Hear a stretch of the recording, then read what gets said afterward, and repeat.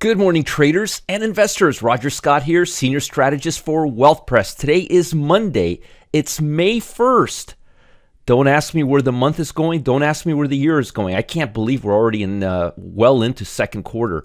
I mean, let's see, January, February, March, April. Yeah, this is already, what, 2/3 in? I honestly don't know where this year has gone. Folks, it's about 7:44. The market's going to gear up to open up in about an hour and 46 minutes to be exact with you. I think my math is a little off. It's been a nice, relaxing weekend. I have to get my head straight before the week starts again. Folks, if you're enjoying these videos, and I've been getting a lot of emails from folks, feel free to email me at support@marketgeeks.com. Or if you'd like, go to the YouTube Wealth Press channel. Just go to YouTube and type in Wealth Press. You can find these videos there. You can subscribe there to this channel, and you can get my updates, and you can get my videos as soon as they come out. You can also post comments, and I will respond personally. I do it every single day. Now, let's get into the week's biggest threats and opportunities. So as you can see here, the Dow, after posting a really good, strong week, as well as all the other indices, it's basically flat, which is a good sign going into this week. Now, just to give you a little update of what to expect this week, and boy, oh boy, there's a lot to expect. We have the second wave of earnings. Last week was the first wave. We're about halfway done. By the end of this week, we'll be about 3/4 done.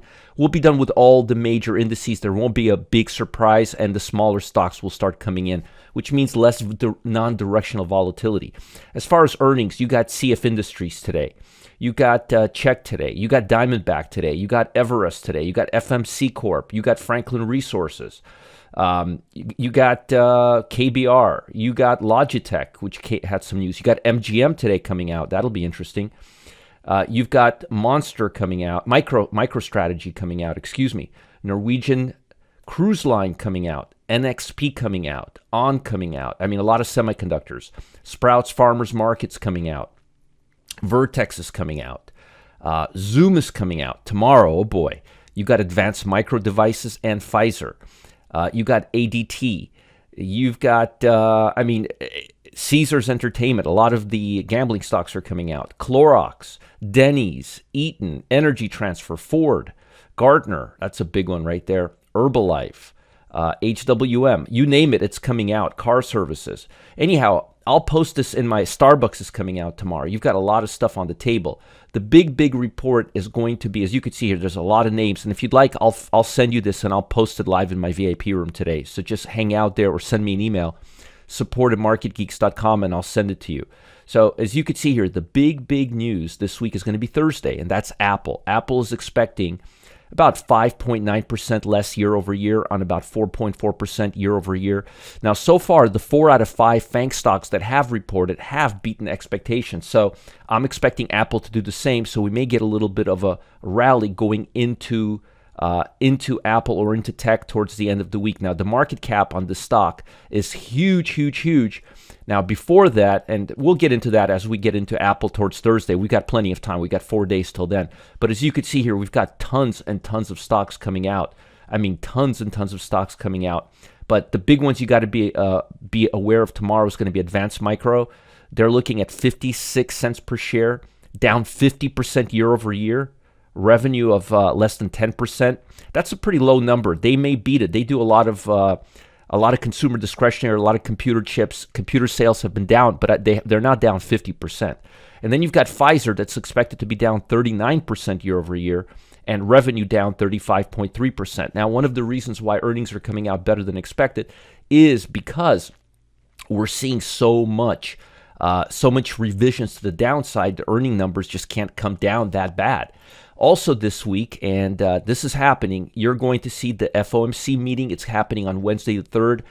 It's going to be great because you got FOMC and then you got Apple reporting within 12 hours. So that'll be, or 24 hours. That'll be really interesting to see what happens Wednesday and Thursday.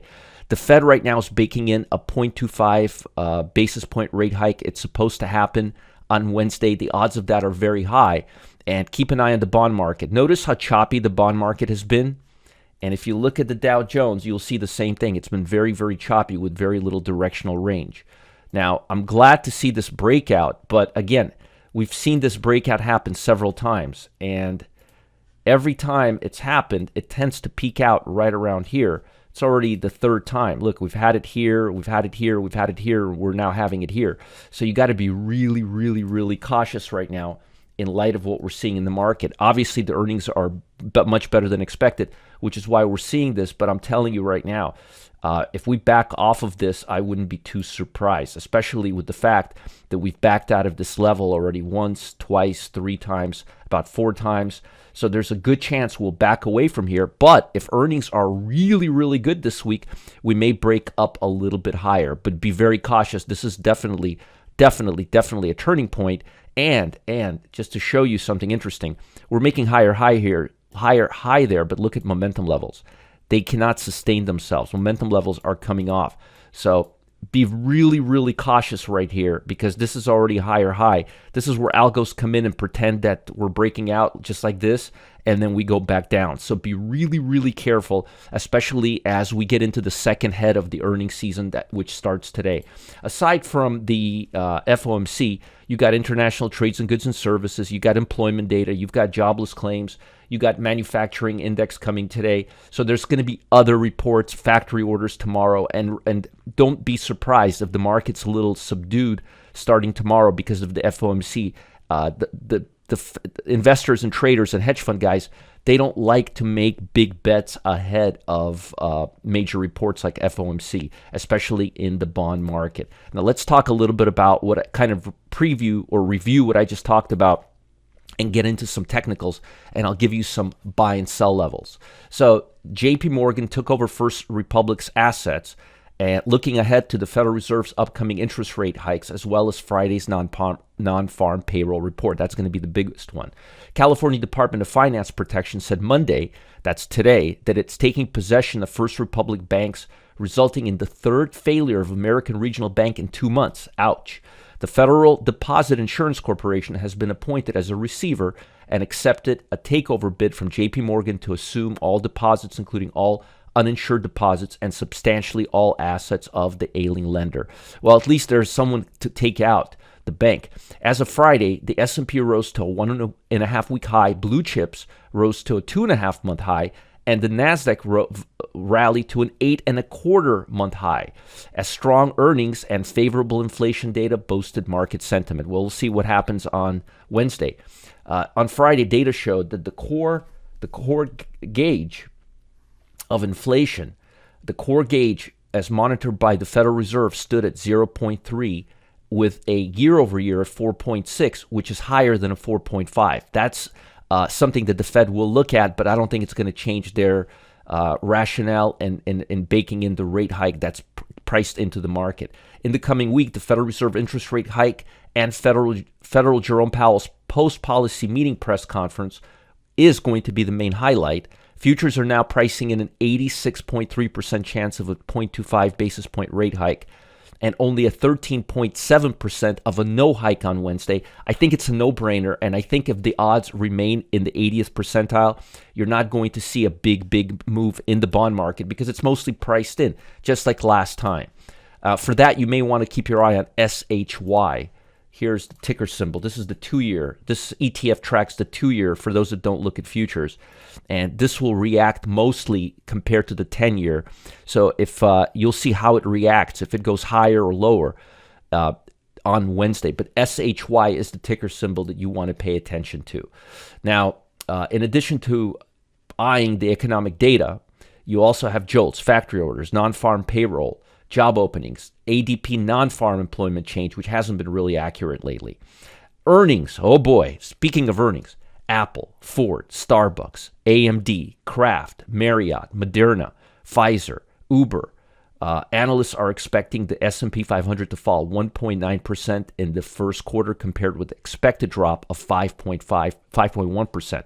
So the numbers are, in fact, looking a lot better. The question is, are the medium and smaller stocks going to show the same kind of resilience? And remember, a lot of these numbers are better because they've been knocked down like there's no tomorrow. Today, we're looking at the ISM manufacturing data that's coming out at 8:30. Let's make sure. Actually, it's not. It's coming out at 10 o'clock. I'm glad I checked. And they're looking at 46.8 compared to 46.3. Nikkei closed higher and hit an 8-month high. Whew. I'm telling you, Japan is moving up. Their new prime minister is not going to be like the old one. He's going to be raising rates. He's going to be turning Japan inside out for it to gain value. A lot of what happened in the U.S. is going to happen in Japan, including higher rates. Railroads, airline stocks soared Monday amid potential boom of tourism, while a weakening yen boosted export-oriented stocks. I wouldn't be counting on a weaker yen if their interest rates are going to be raised. Data on Monday showed that Japan's manufacturing activity remained in contraction territory for the sixth straight month in April, but it's the future sentiment. JP Morgan gained over 2% pre-market. Exxon dropped. They were downgraded. Let's keep an eye on energy stocks today. And Logitech gained over 1%. Remember, they're parts for like webcams, mouses. So if Logitech is doing good, maybe AMD stock will do well. We'll see. That's going to come out, I believe, tomorrow after the market closes, or tomorrow before the market closes. Let's see here, after the Tuesday's close. So we still have some time there. Keep your eye. There's going to be a lot of stocks reporting, folks. Now, what you want to keep your eye on right now is these crazy levels that we're at right now. Another major factor is, if you look at the communication sector, notice how it's breaking out right here. And again, divergence is not popping up. Now, if you look at momentum levels, which we will at right now on information technology, communication services, it's only at 54 percentile. And if you look at it longer term, it looks like it's popping up here on a 3-month basis. Look at that. Look how it's popping back up. So the question is it going to continue popping, or is it going to come down? With these overbought levels right now, I would be very, very, very cautious. Very, very cautious with the following sectors. Communication, technology. They're all breaking above those levels right now. Oops, let me just change this here. Sorry about that. Here we go. Oops, why am I doing this? There we go. So you can see they're all coming near the top, and the question is, are they going to break out, or are they going to move higher? Divergence is very, very strong right now. I mean, really, really strong. And XLY is looking the same way. Now, consumer discretionary, communication, and consumer discretionary, and technology are the three main sectors in the QQQ. And that's why I'm focusing on them right now. Now, they look kind of choppy, and they look like they're breaking out. But remember, this is exactly what happens before we go lower. So I want you guys to be really cautious right now, because I don't think we're going to get a lot of upside compared to what we saw last week. It would be very hard for earnings to continue being this strong and for this momentum to continue moving higher this long. So I'm not expecting momentum levels to stay this high, and I'm actually expecting a little bit of a cool-off. Now, looking at the 11 sectors, you still have technology, communication services leading, but consumer discretionary is nowhere to be found. But I like consumer staples, I like industrial, I like basic materials, but look at it on a monthly. Totally different, totally different. Communication services is up here, but look where consumer discretionary is and technology. They're down here. Financial, be cautious too. I like consumer staples, I like utilities, and I like healthcare. I like these three sectors right now because they're very defensive, especially in light of what we're seeing this week. Keep your eye on earnings, and I'll give you a full update of what I'm expecting. I want the market open, and I want to see if we can break above Friday's high today, at least in the morning. And if we do, it may trigger some stops. So keep your eye on the market, especially the second half of today. If it'll be very interesting to see if we continue this momentum to the upside like we've had for 3 days, or if we're going to start cooling off. My bet is we're going to start cooling off because this is just too much too fast. We triggered some stops, and now we have to see what these earnings this week unfolds, because the numbers have been just too high and too unsuspecting. A lot of short covering, a lot of algos, but right now we're in that crucial level, and I'm not so sure we're going to break out to the upside. Now, before I let you go, folks, there's been a lot of ups and downs in the stock market lately. And if you're like most traders, you're tired. You're sick and tired of it. Well, my friend, fellow trader Jack Carter, he has something exciting to share that could be a game changer during difficult market conditions like these. That's right, difficult market conditions. It's a hidden stock calendar that he recently discovered. And he's preparing to go live, and I'm going to be joining him today. That's right, 1 p.m. Eastern time to reveal the calendar and 10 potential trades that he's highlighting right now. Click on the link below, save your seat for Jack's free presentation. And remember, I'll be the co-pilot there, and we're going to have a great time. 1 p.m. Eastern time on Monday, the 1st of May. Start May on the right foot. These earnings that we're going to have this week, they're going to make all these stocks very volatile, and they're going to screw with their directional bias. What Jack's got in store for you could solve a lot of problems. Follow the link below. Check it out. Don't miss out. And remember, like the YouTube Wealth Press channel, subscribe to the videos, and post comments. And if that doesn't help, send me an email, support@marketgeeks.com. Just not customer service emails, trading-related emails. Bye, guys. I'll talk to you soon. Have a great, great week ahead. And wear a helmet. It's going to be a volatile week. Bye.